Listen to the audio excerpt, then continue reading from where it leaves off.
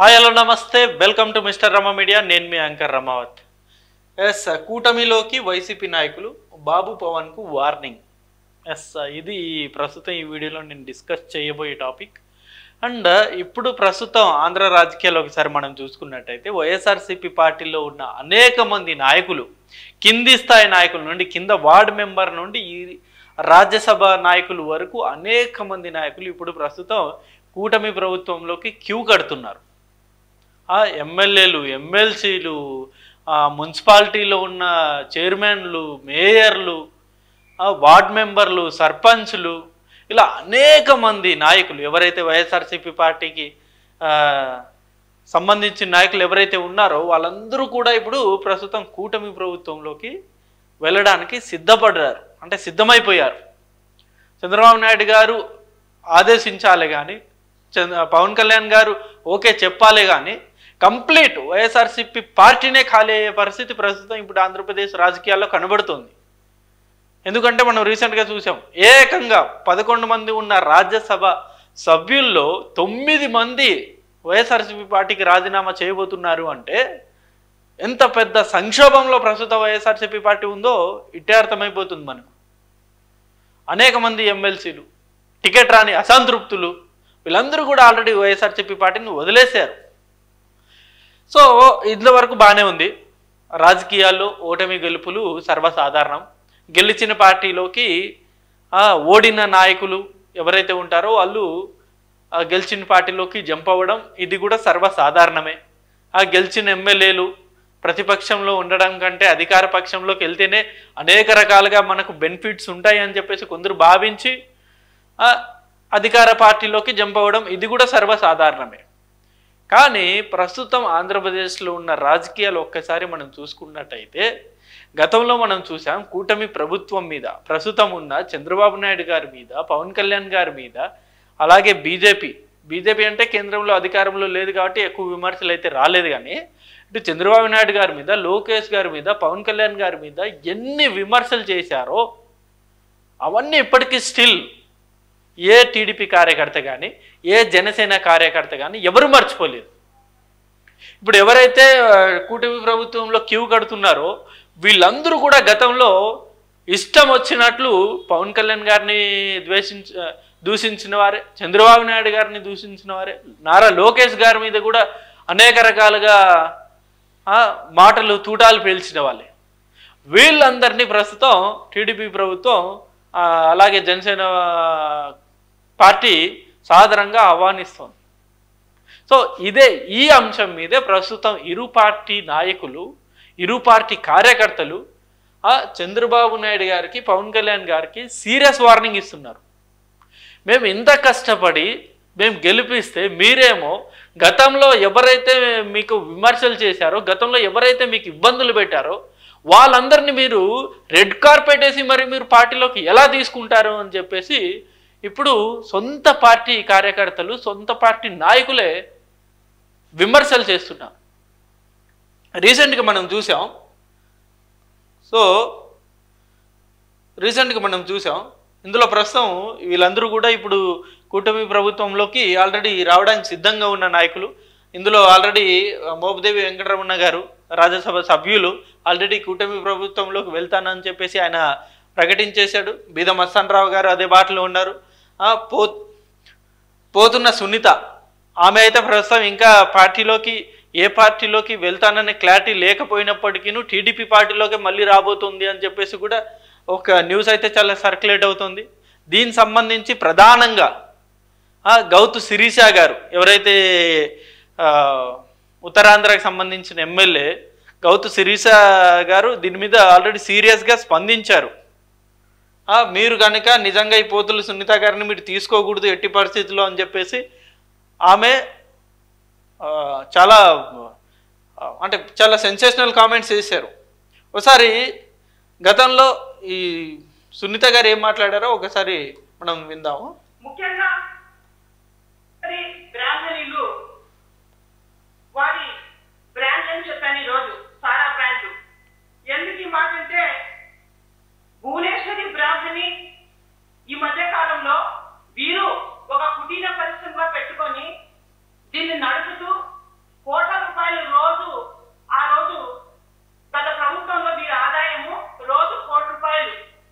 నుంచి వచ్చే ఆదాయం అంటే భువనేశ్వరికి బ్రాహ్మణికి రోజు ₹1,00,00,000 ఆదాయం మద్యం నుంచి వచ్చే ఆదాయం అది కాదని చెప్పి వీరు తాగుబోతుల కుటుంబం కూడా వీళ్ళది.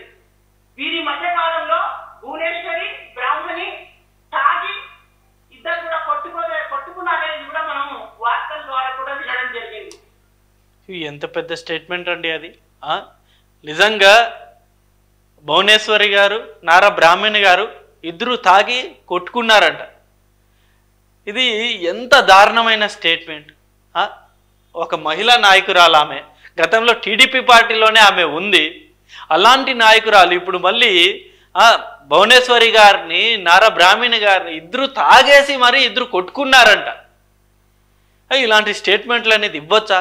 రాజకీయాల్లో విమర్శలు అనేది చేయాలి ఖచ్చితంగా, ఎందుకంటే రాజకీయాల్లో విమర్శలు చేస్తేనే మనుగడ అనేది ఉంటుంది. అలా అని చెప్పేసి నిజంగా అంటే వేరే స్థాయిలో విమర్శలు అనేవి ఉండకూడదు, పర్సనల్గా విమర్శలు అనేవి చేయకూడదు, వ్యక్తిగత విమర్శలు ఎప్పుడే కానీ చేయకూడదు. అది వ్యక్తిగత విమర్శల కంటే కూడా ఈమె ఇప్పుడు చేసిన ఈ కామెంట్స్ ఏవైతే ఉన్నాయో దారుణమైన విమర్శలు అవి. ఇద్దరు తాగేసి కొట్టుకున్నారు అని చెప్పేసి. సో ఇలాంటి వాళ్ళని మళ్ళీ టీడీపీ పార్టీ ఎలా ఎంకరేజ్ చేస్తుంది, ఎలా తీసుకుంటుంది అన్నది ప్రస్తుతం ఇప్పుడు సోషల్ మీడియాలో చాలా అంటే చాలా కామెంట్స్ అనేవి పెడుతున్నారు. చంద్రబాబు నాయుడు గారిని టార్గెట్ చేస్తూ అనేక మంది కార్యకర్తలు, టీడీపీ అభిమానులు ఇదే అంశం మీద చంద్రబాబు నాయుడు గారిని కూడా లెక్క చేయకుండా విమర్శలు చేస్తున్నారు. ఇంకా ఏం మాట్లాడేది ఒకసారి చూడండి. వీరిద్దరు కూడా లాస్ట్కి వ్యాపారం చేయడమే కాదు వీళ్ళ యొక్క కర్తవ్యం. లాస్ట్ వీళ్ళు తాగి తందనాలాడుతూ కొట్టుకోవడం వీళ్ళ భావోగతంగా కూడా రాష్ట్ర ప్రజలందరూ కూడా చూడండి. తాగి తందనాలాడుతూ ఇద్దరు కొట్టుకున్నారంట. నారా బ్రాహ్మణి గారు, నారా భువనేశ్వరి గారు తాగి తందనాలాడడం. ఏం కామెంట్స్ అండి ఇవి. సో ఇలాంటి వ్యక్తుల్ని ఇప్పుడు మళ్ళీ టీడీపీ పార్టీలోకి తీసుకుంటున్నారు చంద్రబాబు నాయుడు గారు. ఇదే అంశం ఇప్పుడు గౌతు శిరీష గారు లేవనెత్తారు. ఇలాంటి వాళ్ళని మీరు ఏ రకంగా మీరు టీడీపీ పార్టీలోకి తీసుకుంటారని చెప్పేసి కూడా ఆమె క్వశ్చన్ చేస్తున్నారు. ఇలాంటి వాళ్ళని దయచేసి మీరు తీసుకోకండి అని. ఈమె ఒకటే కాదు, అనేక మంది, పెండం దొరబాబు గారు కావచ్చు, ఆర్ కృష్ణయ్య గారు కావచ్చు. ఆర్ కృష్ణయ్య గారికి చంద్రబాబు నాయుడు గారు తెలంగాణ ముఖ్యమంత్రిగా గతంలో ప్రకటించి అంటే గతంలో కూటమిగా ఏర్పాటైనప్పుడు ఈసారి కనుక ఇక్కడ టీడీపీ గెలిస్తే ఇక్కడ ముఖ్యమంత్రిగా ఆర్ కృష్ణయ్య ఉంటారు అని చెప్పేసి అంత ప్రాధాన్యతని ఇచ్చి ఇక్కడ ఆయన్ని ఆ స్థానంలో నిలబడితే ఇదే ఆర్ కృష్ణయ్య గారు వెళ్ళి ఇప్పుడు వైఎస్ఆర్సీపీ పార్టీ కండువా కప్పుకొని రాజ్యసభలో కూర్చున్నారు. పోనీ అక్కడన్నా కంటిన్యూ అయ్యారంటే అది కూడా లేదు. ప్రస్తుతం ఇదే మళ్ళీ ఆర్ కృష్ణయ్య గారు మళ్ళీ టీడీపీ పార్టీ వైపు జనసేన పార్టీలోకి రావడానికి మళ్ళీ ఆయన ప్రయత్నాలు చేస్తున్నారని చెప్పేసి రీసెంట్గా న్యూస్. సో ఇలాంటి అనేక మంది అనేక రకాల కామెంట్స్ అనేవి చేశారు గతంలో. ఇందులో మీరు యూట్యూబ్కి వెళ్ళి కొట్టవచ్చు. ఇప్పుడు ఎవరైతే ఈ నాయకులు టీడీపీలోకి వస్తున్నారో వాళ్ళ పేరుతోటి కామెంట్స్ ఆన్ చంద్రబాబు నాయుడు అని పవన్ కళ్యాణ్ అని కొడితే వాళ్ళు చేసిన కామెంట్స్ మొత్తం లిస్ట్ వచ్చేస్తుంది. నీచంగా కామెంట్స్ చేశారు గతంలో, ఆ లిస్ట్ మొత్తం వచ్చేస్తుంది. సో ఇలాంటి నాయకుల్ని ప్రస్తుతం కూటమి ప్రభుత్వం ఎందుకు తీసుకుంటుందో అర్థం కాని పరిస్థితి. ఆ కూటమి ప్రభుత్వానికి ఇప్పుడు అసలు అవసరమే లేదు, తీసుకోవాల్సిన అవసరం కూడా లేదు. బట్ ఎందుకు అన్నది ఇక్కడ వస్తున్న క్వశ్చన్. ఎందుకు తీసుకుంటున్నారు? కేవలం వైఎస్ జగన్ గారిని టార్గెట్ చేసి ఆయన్ని మొత్తం అంటే ఆ పార్టీని నామరూపాలు లేకుండా చేయడమే కూటమి ప్రభుత్వం లక్ష్యమా? ఎందుకంటే 164 స్థానాలు ఆల్రెడీ కూటమి ప్రభుత్వానికి ఉంది. ఉన్నా సరే ఎందుకని మళ్ళీ అనేక మంది నాయకుల్ని ఎందుకు చేర్చుకుంటున్నారు అన్నది ఇక్కడ వస్తున్న క్వశ్చన్.